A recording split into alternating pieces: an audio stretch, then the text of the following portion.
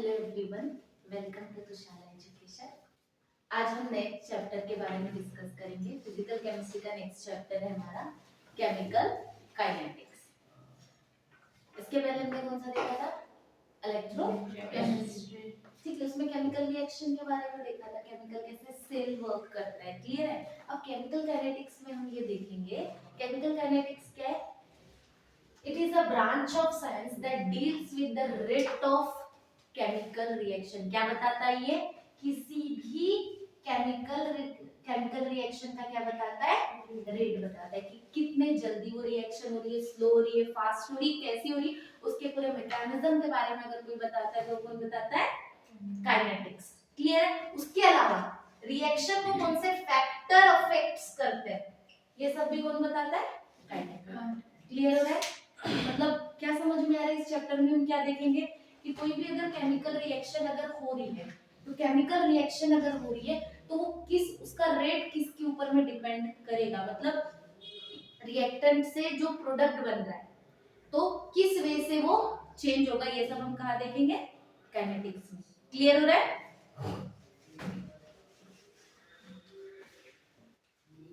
Next जो first topic है उसका वो है रेट ऑफ रिएक्शन।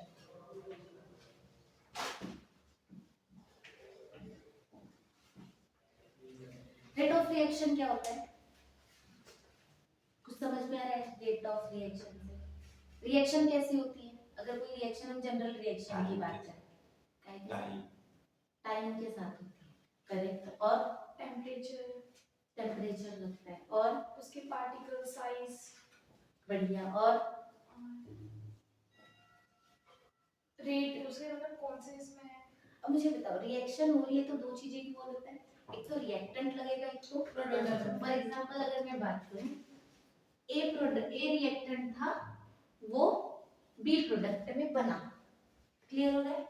तो क्या होगा, ये जो ए रिएक्टेंट है क्या हुआ होगा? कंज्यूम हुआ होगा, तब जाके ये प्रोड्यूस्ड हुआ होगा। सीधी सी बात है ना, ये कंज्यूम्ड होगा तब जाके ये क्या होगा? प्रोड्यूस्ड होगा। तो रेट ऑफ रिएक्शन क्या है? जो रिएक्टेंट, मतलब कितने रैपिडली कोई भी रिएक्शन हो रही है तो कितने रैपिडली रिएक्टेंट कंज्यूम हो रहा है और क्या फाउंड कर रहा है? प्रोडक्ट। उसी को हम क्या बोलेंगे? Rate of reaction. क्लियर हो रहा है क्या?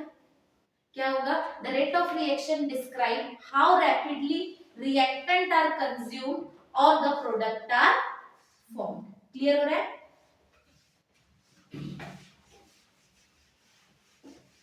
नेक्स्ट इसमें टॉपिक पे आते हैं average rate of chemical reaction.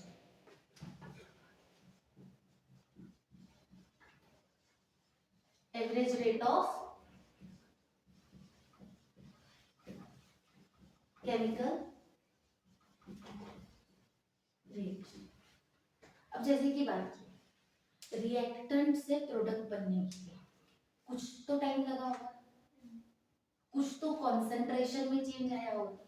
जैसे कि अगर फॉर एग्जांपल मैंने ए से जो बी में जो प्रोडक्ट बना, इसका मैंने 1 मोलर, मतलब इसका कुछ कॉन्सेंट्रेशन मैंने लिया था, कुछ अमाउंट लिया था, कुछ कॉन्सेंट्रेशन लिया था, तो इसी का तो कुछ अमाउंट चेंज होगा विथ रिस्पेक्ट टू टाइम, कुछ टाइम ड्यूरेशन में।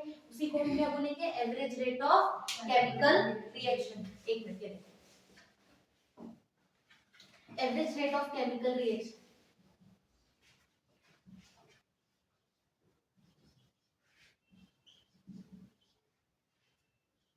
एवरेज रेट इक्वल्स टू क्या हो जाएगा? कॉन्सेंट्रेशन ऑफ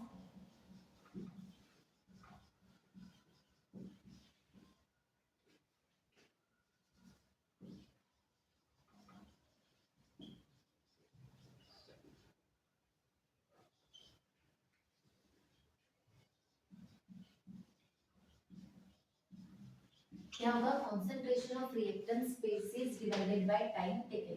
अगर मैंने कॉन्सेंट्रेशन अगर सी लिया, क्या लिया? Change in concentration divided by change in time, तो फॉर्मूला क्या हो जाएगा? Del C upon C. हम किसको रिप्रेजेंट करते हैं? कॉन्सेंट्रेशन को with respect to change in time. Clear हो रहा है?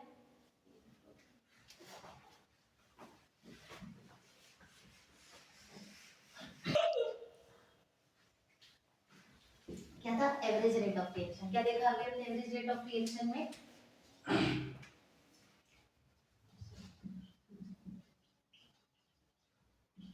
एवरेज रेट क्या था? Change in concentration upon change in time. Clear है? फॉर एग्जांपल एक देखो, अगर ए प्रोडक्ट, ए रिएक्टेंट है, ए क्या है? रिएक्टेंट है, कंज्यूम हुआ और क्या फॉर्म किया? बी प्रोडक्ट फॉर्म किया। अब मुझे एक बात पूछा है कि इसका रेट ऑफ रिएक्शन निकालने के लिए बोला है, तो कैसे निकालोगे? Rate average sorry rate of reaction rate sorry average rate of A, average rate of A क्या हो रहा है यहाँ पे? कंज्यूम हो रहा है। तो कंज्यूम अगर कोई चीज होगी तो उसका कंसंट्रेशन बढ़ेगा कि कम होगा? क्या होगा? कंसंट्रेशन कैसा होगा? और कोई अगर फॉर्म हो रहा है तो क्या होगा? बढ़ेगा ना। तो क्या हो जाएगा अगर मुझे लिखना है? Average rate of A equals to क्या हो जाएगा? ये कंज्यूम हुआ है, ए इस क्या हुआ है? ये क्या हुआ है? कंज्यूम्ड हुआ है, रिएक्टेंट है इसलिए क्या होगा? कंज्यूम। तो क्या हो जाएगा?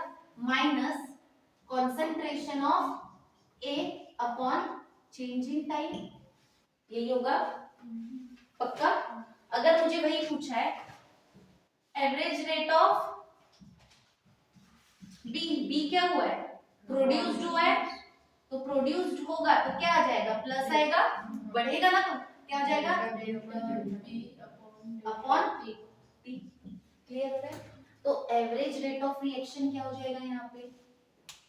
अगर मुझे ओवरऑल अगर पूछा तो क्या कैसे लिखूंगी मैं?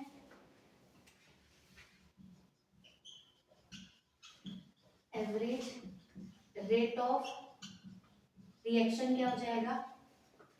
माइनस कंसंट्रेशन किसका? ए का डेल टी के रेस्पेक्ट में इक्वल्स टू प्लस कंसंट्रेशन किसका? B upon. क्लियर हो रहा है क्या? पक्का? ये एवरेज रेट ऑफ क्या रहेगा? रिएक्शन रहेगा। माइनस क्यों आया? क्योंकि ये क्या हुआ?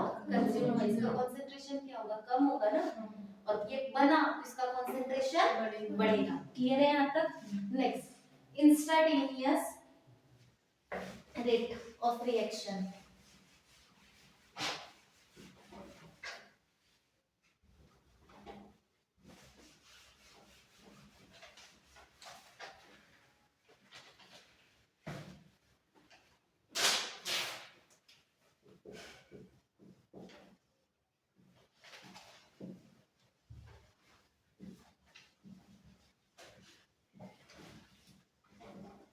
इंस्टेंटेनियस रेट ऑफ रिएक्शन क्या हो गया? तो क्या हो गया? क्यों हंस रहे? क्यों?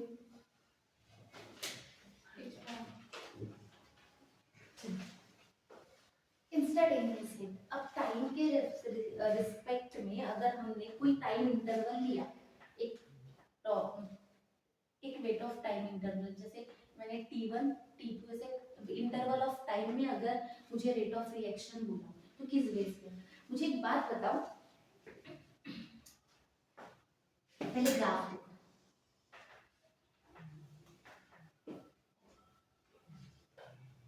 मैं ये बना रही हूँ सबसे पहला रिएक्टेंट के लिए। किसके लिए?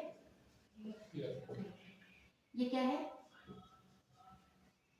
Concentration of reactant with time interval. ठीक है? एक टाइम इंटरवल में अगर किसी भी रिएक्टेंट है, पहले कंसंट्रेशन कैसा था इसका? कोई भी अगर रिएक्टेंट रहेगा उसका कंसंट्रेशन पीक पे रहेगा और धीरे धीरे धीरे क्या हो जाएगा? कम हो जाएगा। पक्का? तो यहाँ से अगर स्लोप निकालूं, ये स्लोप निकालूं, तो ये क्या बताएगा? रेट ऑफ रिएक्टेंट बताएगा ना कि रिएक्टेंट कितना चेंज हुआ है करके। क्लियर हो रहा है क्या? क्यों ये ग्राफ इस कर्व में आया? कंसंट्रेशन के अगेंस्ट हमने क्या टाइम इंटरवल के अगेंस्ट कंसंट्रेशन दिखा था। रिएक्टेंट कंसंट्रेशन रिएक्टेंट का पहले ज्यादा था, फिर धीरे धीरे धीरे जैसे प्रोडक्ट में कन्वर्ट हो रहा था कम होकर, वही अगर मैं प्रोडक्ट के लिए बनाओ, तो प्रोडक्ट के लिए ग्राफ कैसे चले जाएगा, सेम टाइम इंटरवल के इसमें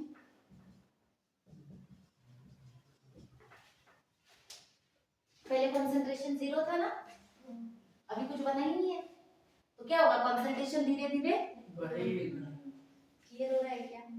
तो ये भी रिप्रेजेंट क्या करेगा इसका स्लोप, रेट ऑफ रिएक्शन को, रेट ऑफ रिएक्शन को एक्सप्लेन करेगा।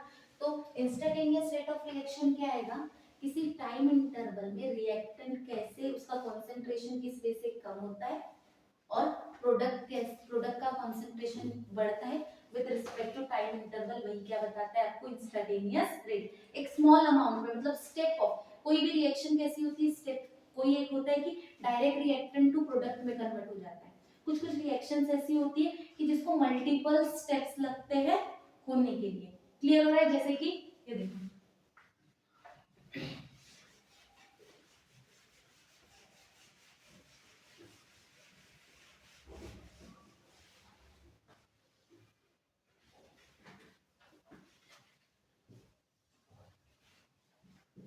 ए जो था बी में कन्वर्ट हुआ, हमने लास्ट में भी देखा, ए जो रिएक्टेंट था वो किस में कन्वर्ट हुआ, बी में।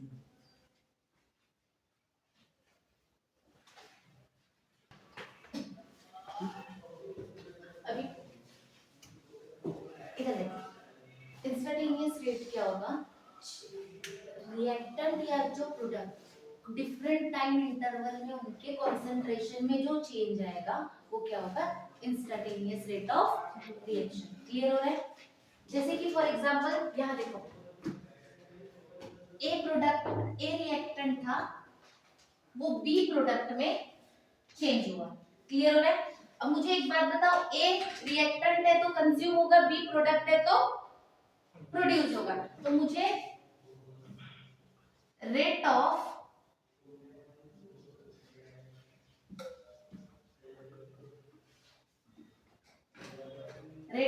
ए कंज्यूम्ड अगर निकालना है तो क्या हो जाएगा, अभी बताया था, minus delta A upon delta T, delta A upon delta T. अगर मुझे स्मॉल चेंज में निकालना है तो क्या मैं इस डेल को स्मॉल इनफाइनाइट चेंज में डी बाई डी टी लिख सकती हूँ? पक्का? चलो, अगर मुझे रेट ऑफ बी प्रोड्यूस निकालना है तो क्या हो जाएगा, plus d concentration of B upon d. अगर मुझे ओवरऑल रिएक्शन का रेट निकालना है तो रेट ऑफ रिएक्शन क्या हो जाएगा, अगर मुझे रेट ऑफ रिएक्शन पूछा क्या हो जाएगा, minus d by d A upon d t equals to plus d B by d t. कोई डाउट है? पक्का? रेट ऑफ रिएक्शन क्लियर हुआ? ये क्या हुआ, प्रोड्यूस हुआ, ये क्या हो गया, बी, ये क्या हो गया, कंज्यूम हुआ। अब मैं रिएक्शन को थोड़ा चेंज करती, यहाँ देखो, ए प्रोडक्ट था, ठीक है, वो 2B प्रोडक्ट के साथ रिएक्ट हुआ और बनाया 3C, सॉरी A 2B के साथ क्या रिएक्टेंट के रिएक्ट किया और क्या बनाया 3C। क्लियर हो रहा है क्या? अब इसका रेट ऑफ रिएक्शन निकालने के लिए बोलेंगे तो क्या होगा, हमें सबसे पहले A का कंज्यूम रेट, B का कंज्यूम रेट निकालना पड़ेगा और D का, सॉरी C का प्रोड्यूस रेट निकालना पड़ेगा। तो क्या हो जाएगा, रेट ऑफ ए अगर मुझे निकालना है तो क्या हो जाएगा, माइनस डी ए। कोई डाउट? रेट ऑफ बी निकालना है, दिख रहा है आगे में कुछ, ये जब भी उसके आगे में कोई भी कोएफिशिएंट रहेगा तो उसको क्या करोगे, डिवाइड के फॉर्म में लाओगे, क्या करोगे 1 बाय के फॉर्म में, तो ये क्या हो जाएगा 1/2 minus d B upon d t. Clear हो रहा है? अब क्या हो जाएगा, रेट ऑफ सी अगर पूछा तो माइनस से पर ये 3 है तो क्या हो जाएगा 1/3 डीसी अपॉन dt। अब ओवरऑल रेट ऑफ रिएक्शन पूछा तो, अब रेट ऑफ रिएक्शन निकालने बोला तो रेट ऑफ रिएक्शन क्या हो जाएगा minus d A upon dt equals to minus 1/2 dB upon dt dt equals to 1/3 dc by dt। dc by clear हुआ क्या? पक्का? इन जनरल अगर हम देखें, यहाँ तक क्लियर है? अगर मैं जनरल में देखूं, इन जनरल रिएक्शन अगर जनरल में हमें लिखना है, क्या होता है ए ए बी बी के साथ रिएक्ट हुआ, सी सी डी डी हमें देगा। क्लियर है? तो इसका रेट ऑफ रिएक्शन निकालने के लिए बोला तो क्या हो जाएगा बेटा, रेट ऑफ रिएक्शन क्या हो जाएगा minus 1/a dA upon dt equals to minus 1/b dB upon dt। Clear हो रहा है? Equals to 1/c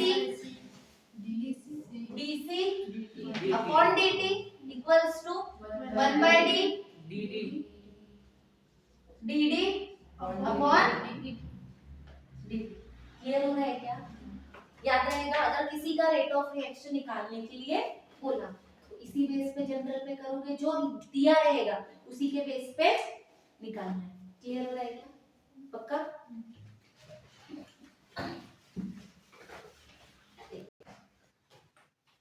rate law, अभी क्या हमें अभी किसके बारे में डिस्कस करना है?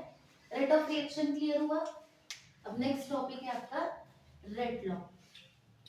जैसे कि इधर देखो, अभी हमने जनरल रिएक्शन कंसीडर की थी, ए ए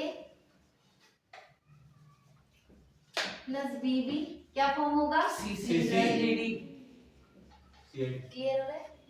क्या बोलता है rate law, rate of reaction at given time is directly proportional to molar concentration of reactant and product. क्या होता है चला क्या होगा, क्या बोल रहा है, rate of reaction directly proportional रहेगा मोलर कंसंट्रेशन के।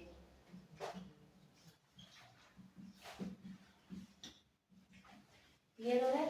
ये जो x और y है ये कैसी वैल्यू है, एक्सपेरिमेंटली कैलकुलेटेड वैल्यू है।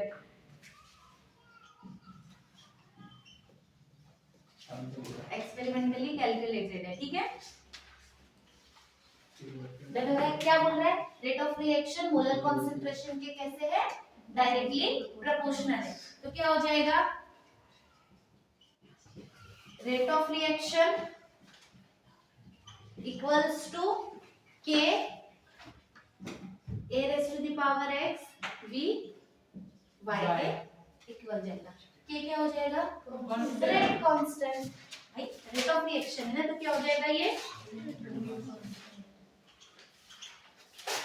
क्लियर हो रहा है? कितना है पक्का?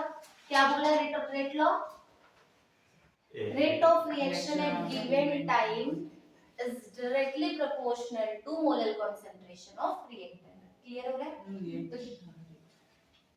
ठीक है, तो रेट ऑफ रिएक्शन क्या हो जाएगा, k concentration of A concentration of B। ठीक है, x और y क्या वैल्यू उसकी मोलर कंसंट्रेशन, कितना उसके कितने मोल्स हमने यूज किए। क्लियर हो रहा है? मुझे एक बात बताओ,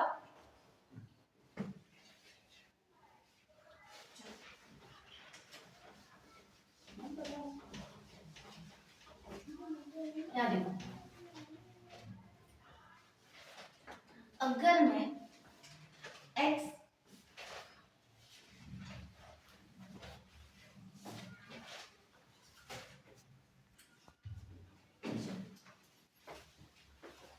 अभी हमने क्या देखा, rate law rate equals to क्या था, k कंसंट्रेशन ऑफ ax और बी by। वाई क्लियर हो रहा है। चलो कुछ कंडीशंस देखते हैं कैसे रेट को कैलकुलेट कर सकते हैं, रेट कैसे चेंज होता है। पहली कंडीशन देखो, अगर मैं x इक्वल्स टू 1 कर दूं और y इक्वल्स टू 1 कर दूं तो क्या हो जाएगा, rate equals to k a1 ये हो जाएगा क्या, पक्का। यस अगर मैं कंसंट्रेशन A को, इफ एक कंडीशन ले लो, इफ मैं कंसंट्रेशन ऑफ A को डबल कर दूं, ठीक है, और एंड कंसंट्रेशन ऑफ B को कांस्टेंट रखूं, क्लियर हो रहा है, B को कांस्टेंट रखूं तो क्या हो जाएगा, अगर मुझे रेट 1 निकालने के लिए बोलेगा, अब इस कंडीशन के लिए तो क्या हो जाएगा, k इसको कितना पुट किया हमने, 2 a ये 1 है और b सेम है। अगर मैं ये बात करूं 2 इंटू k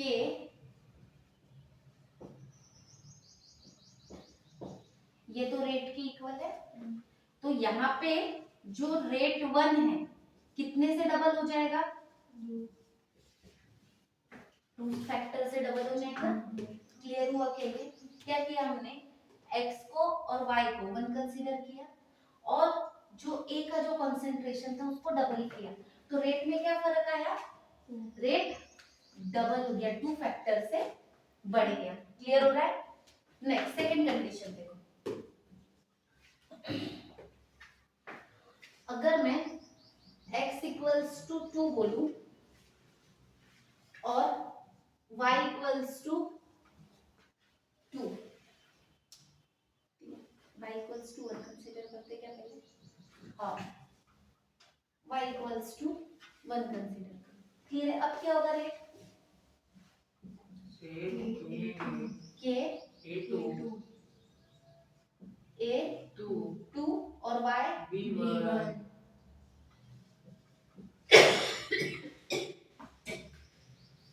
ठीक है। सेम कंडीशन लेती हूँ, अभी भी a को क्या करूं, डबल कर दूं और b को कांस्टेंट क्या करूं, इफ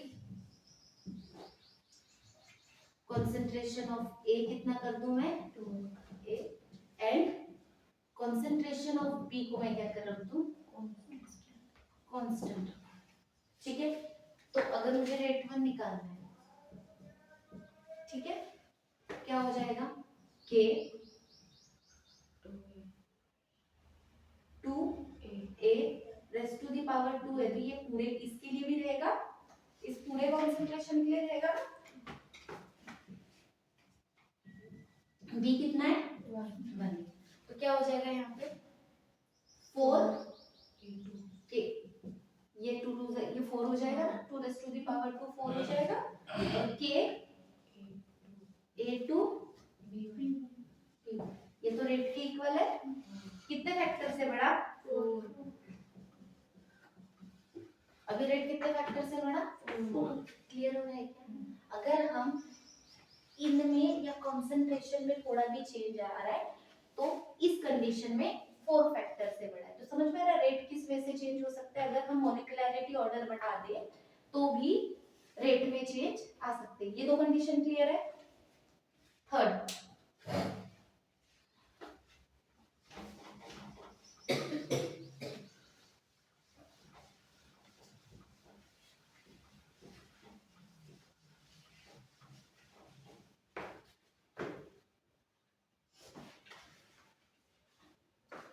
अब मैं दोनों को x और y को 2 कंसीडर कर रही हूँ। ठीक है, क्या किया अभी, x इक्वल्स टू, ये तीसरी कंडीशन है, ठीक है, एंड y इक्वल्स टू 2, 2 कर दो, तो रेट क्या हो जाएगा बाबा? K A2 into B2 rate equals to K A2 A2 into B2 B। Clear हो रहा है? अब इस कंडीशन में मैं क्या कर रही हूँ, कॉन्सेंट्रेशन ऑफ ए को मैं अभी क्या कर रही हूँ, कांस्टेंट कर रही हूँ। क्लियर हो रहा है क्या? और कॉन्सेंट्रेशन ऑफ बी को मैं 3 कर रही हूँ। क्लियर हो रहा है? तो अब क्या होगा, यहाँ पे रेट 1 क्या हो जाएगा रे बाबा? अभी इस के लिए रेट 1 क्या हो जाएगा? A K A2 A2 3 3 B2 B2, तो ये 3 का 9 हो जाएगा, 3 3 सा 9 ठीक है ना, into K A2 A2 into B2 B2, ये क्या है, रेट है तो कितने से बड़ा? 9 ये समझ रहे हैं क्या कंडीशन? एक दो कंडीशन और देख लेते हैं बस, ठीक है?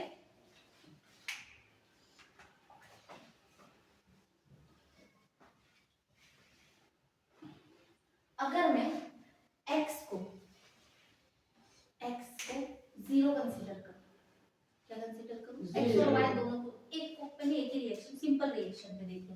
मुझे एक बात बताओ, a प्रोडक्ट कन्वर्ट हुआ b में, क्लियर हो रहा है? मैं किसी एक के लिए भी, तो यहाँ पे रेट लॉ क्या हो जाएगा बेटा? Rate equals to k concentration of A a पे डिपेंड हो जाएगा, इसके अलावा कोई रहेगा क्या? नहीं, क्योंकि सिर्फ रिएक्टेंट पे के बेस पे जाएगा ना, रेट ये हो जाएगा। तो अगर मैं यहाँ पे x को 0 कर दूं, Okay x को क्या कर दिया? 0, तो क्या हो जाएगा? A 0 हो जाएगा रेट क्या हो जाएगा? k a 0, ये क्या हो जाएगा? 1 हो जाएगा, इससे कोई मतलब रहेगा? तो रेट किसके इक्वल चले जाएगा? K के। यहाँ पे रेट किसके? के इक्वल। और के के लिए एक बात हमेशा याद रखना, के हमेशा कॉन्सेंट्रेशन के इंडिपेंडेंट होता है। जो रेट कांस्टेंट होता है ये हमेशा कॉन्सेंट्रेशन के कैसा होता है? इंडिपेंडेंट होता है, और टेम्परेचर के साथ वैरी कर सकता है। क्या कर सकता है? टेम्परेचर के साथ वैरी कर सकता है, वैरी मतलब चेंज हो सकता है, किसके साथ? टेम्परेचर के साथ। पर कंसंट्रेशन की कैसे होता है? इंडिपेंडेंट। ये क्लियर हुआ क्या? रेट किसके इक्वल चले जाएगा? रेट कांस्टेंट के। क्लियर हो रहा है? एक लास्ट,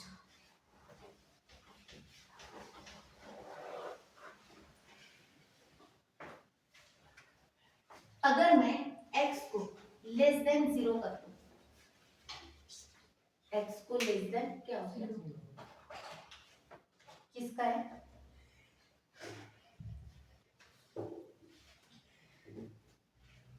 चलो क्या बता रहा, x को क्या कर दूं? लेस देन 0 कर दूं, तो क्या होगा? सेम रिएक्शन ले लो कि पूरी लो, x और y भी, x और y दोनों को लो लेस देन 0। चलो एक ही से लेते, a ये वाली रिएक्शन से लेते हैं, ठीक है? क्या हो जाएगा? k is equal rate equals to k concentration of X ठीक है? x को लेस देन 0 लिया मतलब क्या लो? -2 -3 कुछ भी, -5 x इज इक्वल्स टू क्या ले रहे हैं? -2, ठीक है? तो क्या हो जाएगा? क्या होगा? K rate equals to rate equals to power minus 2 क्या हो जाएगा? Rate equals to k bracket में power minus 2 -2। यहाँ तक डन है। अब मैं अगर कंसंट्रेशन ऑफ ए को, इफ कंसंट्रेशन ऑफ ए को अगर मैं डबल कर दूं, क्या हो जाएगा?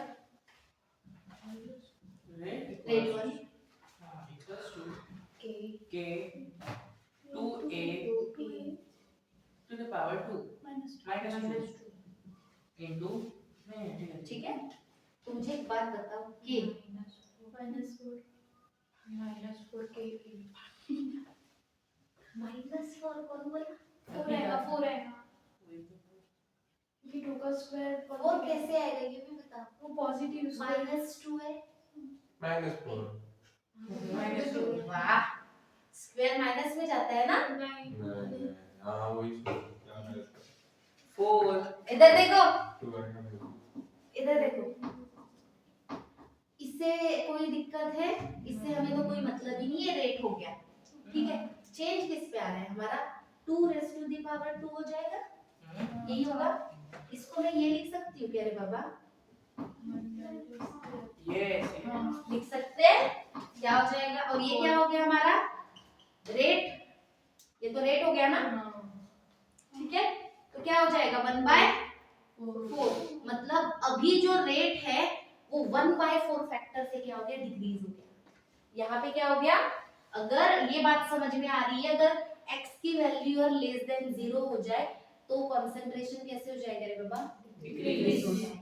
यहाँ पे क्या हो जाएगा, रेट कैसा हो गया, डिक्रीज हो गया बाय फैक्टर 1/4। क्लियर हो रहा है, डन, कंडीशन पक्का।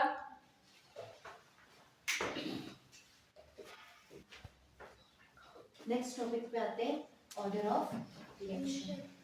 रेड लॉ देखा क्या था, अभी हमने क्या देखा था,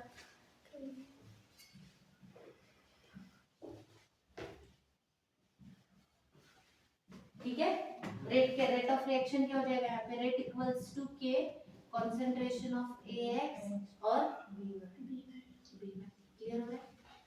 अब ऑर्डर ऑफ रिएक्शन क्या होता है, जितनी मतलब जब हम किसी भी रिएक्शन को इन रेट फॉर्म में लिखते हैं, रेट लॉ के फॉर्म में लिखते हैं, तो इसका जो ऑर्डर होता है, जो इसका जो कंसंट्रेशन होता है, इसके कैसे होता है, सब के इक्वल होता है। मतलब अगर इसका इस रिएक्शन का ऑर्डर अगर हमें निकालना है तो क्या करेंगे, x प्लस y कर दोगे तो आपको ऑर्डर ऑफ रिएक्शन मिल जाएगा। क्लियर है। फॉर एग्जांपल कोई एक एग्जांपल लेते हैं, ट्वाइस H2O2 गैस है, कन्वर्ट हुआ twice H2O liquid plus oxygen gas. अब इसका ऑर्डर ऑफ रिएक्शन निकालने के लिए बोला तो कैसे निकालोगे, रेट निकालो, rate equals to K H2O2 H2O2।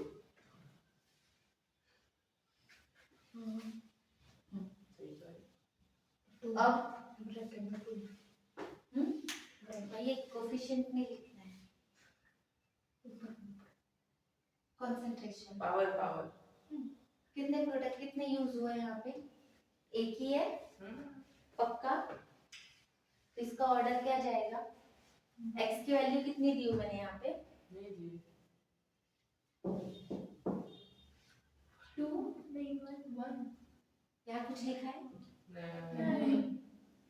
दिया है, इसका ऑर्डर कितना रहेगा, ये ऑर्डर कैसा है रिएक्शन का, फर्स्ट ऑर्डर रिएक्शन है।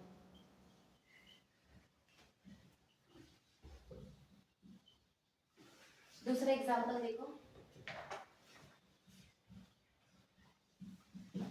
H2 रिएक्ट हुआ I2 के साथ, क्लियर हो रहा है, क्या बनाएगा H2I2 2HI गैस बनेगा। रेट अगर निकालने के लिए बोला, ये क्लियर हो रहा है, क्या हो जाएगा,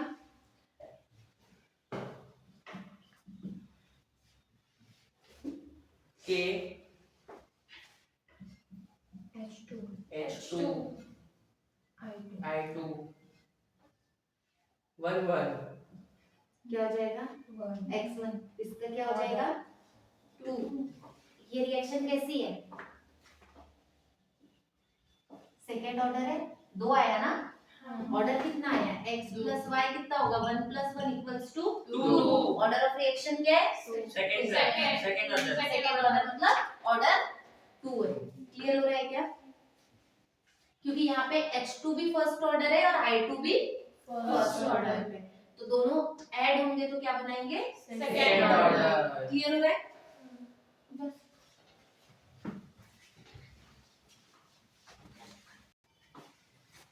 इधर एक बात देखो, कुछ कंडीशंस देखना है किसके लिए, ऑर्डर ऑफ रिएक्शन के लिए। पहला, ऑर्डर ऑफ रिएक्शन हमेशा कैसी रहती है, ये एक्सपेरिमेंटली Calculated value. डिटरमाइंड है।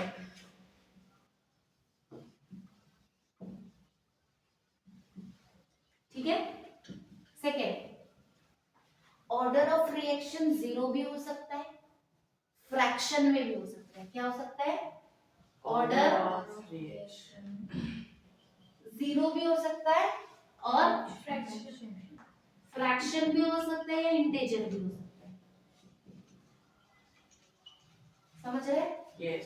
जैसे 3/2 भी हो सकता है, 0 हो सकता है, -2 -2 हो सकता है। क्लियर हो रहा है? थर्ड ऑर्डर रिएक्शन,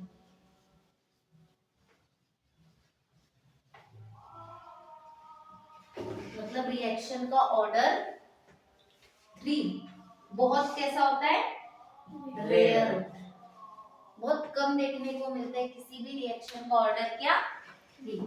क्या कंडीशन है, पहली कंडीशन क्या है, Experimental determined. Order Zero. या तो 0 हो सकता है या तो या तो फ्रैक्शन में हो सकता है या तो Integers. थर्ड ऑर्डर आपको बहुत कम Rare देखने को मिलेगा. मिलेगा। क्लियर है? नेक्स्ट,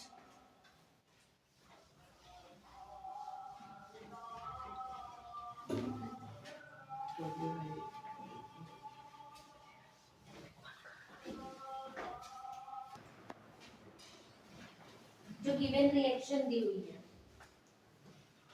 इसका ऑर्डर बताओ। रेट Rate equals to पहले रेट क्या हो जाएगा, K N2 NO plus देखो एक बात याद रखना, इसके पहले हमने अभी एग्जांपल देखा था H2O2 वाला, याद है?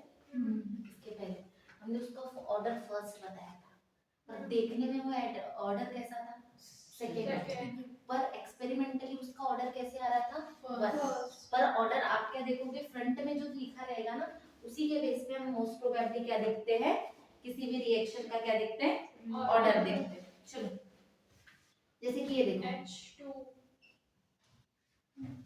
H2 का जो ऑर्डर है वो 1 है। क्या है, 1 है। ठीक है, तो क्या हो जाएगा ऑर्डर ऑफ रिएक्शन, 2 + 1 क्या हो जाएगा, 3। क्लियर हो रहा है? ठीक है, चलो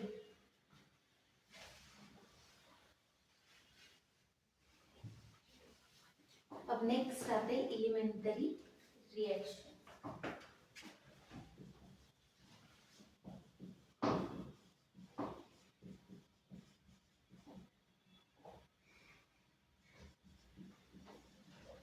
अब ये एलिमेंटरी रिएक्शन क्या होती है, आप लोगों को पता है बहुत सी रिएक्शन होती है जो एक ही बार में हो जाती है, 21 स्टेप में होती है।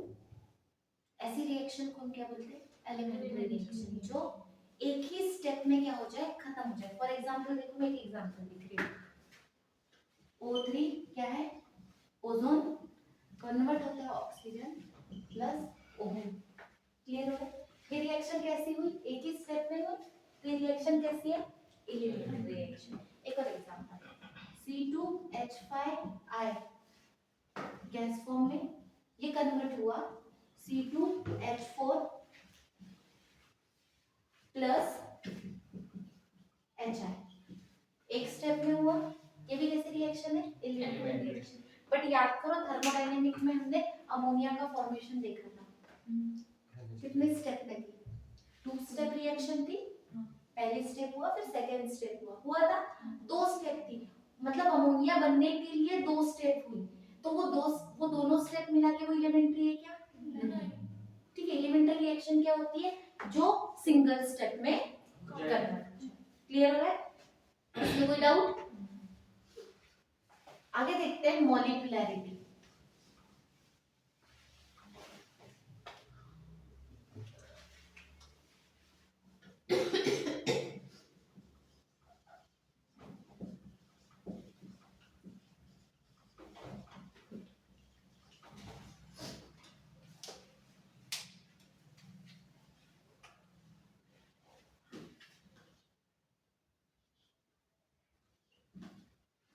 ओजोन से क्या बनाएंगे अभी? इस तरीके बनाते हैं।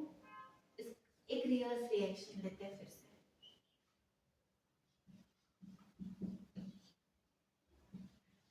क्या बनेगा? ऑक्सीजन ने रिएक्शन से लिखी है क्या? नहीं,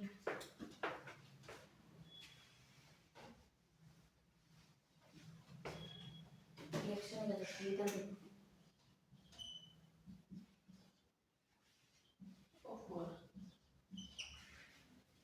अक्षित से डायरेक्ट अभी मेरे बेटा टू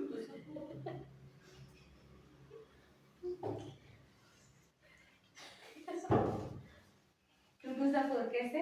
कहाँ चुका हूँ?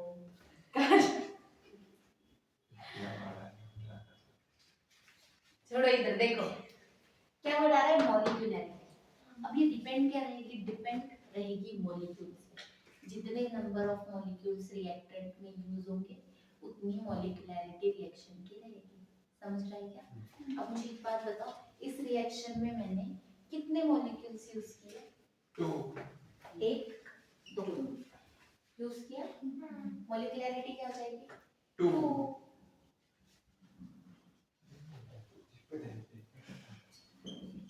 क्लियर हो रहा है? अभी यहाँ देखो, 2NO2 कन्वर्ट हुआ 2NO प्लस And O2। ठीक है, क्या होगी मॉलिक्यूलैरिटी? कितने मॉलिक्यूल यूज हुए हैं NO2 के? 1 नहीं 2 2 हमको लगा था 2 and 2 बताओ। 4 2 4 2 2 2 कितने? 2 दो मॉलिक्यूल यूज हुए तो क्या हो जाएगी मॉलिक्यूलैरिटी? 2 2 क्लियर है? मॉलिक्यूलैरिटी इस भी रिएक्शन की कैसी है? Bimolecular. Bimolecular, yes biomolekular bimolecular. ठीक है, ये भी कैसी है? बायमॉलिक्यूलर। क्लियर हो रहा है?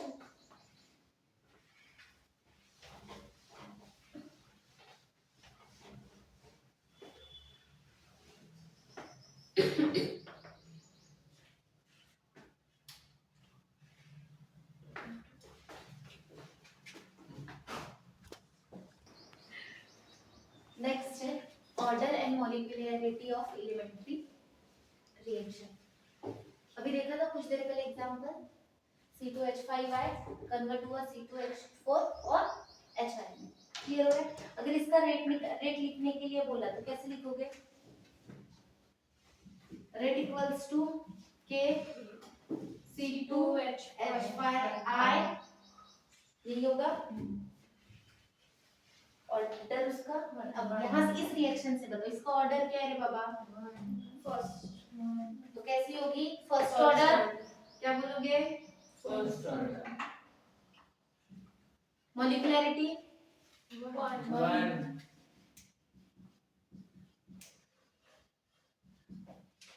क्या बोलोगे? मॉलिक्यूलर। ठीक है, देखो अब यहाँ से एक बात क्या बताना था, हो सकता है रिएक्शन का रेट, सॉरी रिएक्शन का ऑर्डर और मॉलिक्यूलैरिटी या तो सेम हो या तो डिफरेंट। क्लियर हो रहा है? जरूरी नहीं है कि हर बार इनकी जो मॉलिक्यूलैरिटी रहेगी वो मॉलिक्यूलैरिटी एंड ऑर्डर क्या रहेगा? सेम है। हो सकता है कभी वो सेम भी हो और कभी कभी डिफरेंट। क्लियर हो रहा है? लास्ट टॉपिक अभी इसका आएगा, रिएक्शन इंटरमीडिएट।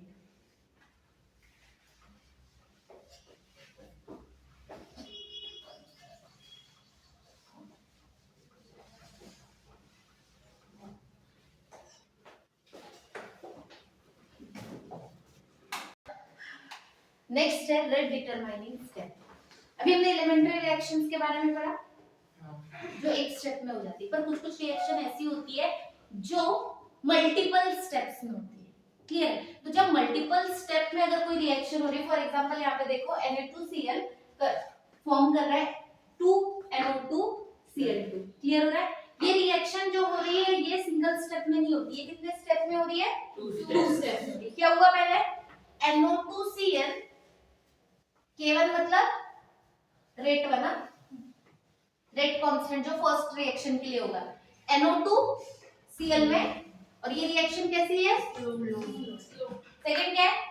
ये NO2Cl Cl के साथ कंबाइन होगा, K2 NO2 गैस Cl2, ये कैसी है? फास्ट। हमेशा एक बात याद रखना, जब रिएक्शन मल्टीपल स्टेप में होती है तो रेट डिटरमाइनिंग स्टेप हमेशा कौन सी रहेगी? जो स्लो में रहेगी। क्लियर है? क्या याद रखोगे? रेट डिटरमाइनिंग स्टेप कौन सी रहेगी? Slow। जो स्लो की। ओवरऑल रिएक्शन क्या आ जाएगी? Cl cancel, 2 NO2Cl gives 2 NO2 2 NO2 plus Cl2। Clear हो रहा है? मुझे एक बात बताओ, रेट लिखना है तो कैसे लिखेंगे? Rate equals to K NO2 Cl2। Clear हो रहा है? Cl2 क्यों? एक क्यों बोली तू Cl2? क्लियर हो रहा है? अब एक चीज, इसमें रिएक्शन इंटरमीडिएट होता है। अब रिएक्शन इंटरमीडिएट क्या होता है ये मैं इसी में बता रही हूँ, ठीक है? किसकी बात कर रहे हैं हम? Reaction intermediate। ठीक है, अब यहाँ देखो, क्लोरीन फर्स्ट स्टेप में भी बना और सेकंड स्टेप में फिर कंज्यूम हुआ, दोनों स्टेप में हो रहा है। तो ये क्लोरीन क्या रहेगा यहाँ पे? जो कैंसिल होगा वो क्या होगा? रिएक्शन इंटरमीडिएट, मतलब पहली दूसरी मल्टीपल स्टेप में जो कंटिन्यूअसली आ रहा है, तो यहाँ पे कौन आ रहा है? क्लोरीन आ रहा है, Cl आ रहा है, तो Cl क्या हो जाएगा हमारा? Reaction intermediate. क्लियर हो रहा है? पक्का? एक लास्ट आता है हमारा डिफरेंशिएट बिटवीन ऑर्डर एंड मॉलिक्यूलैरिटी।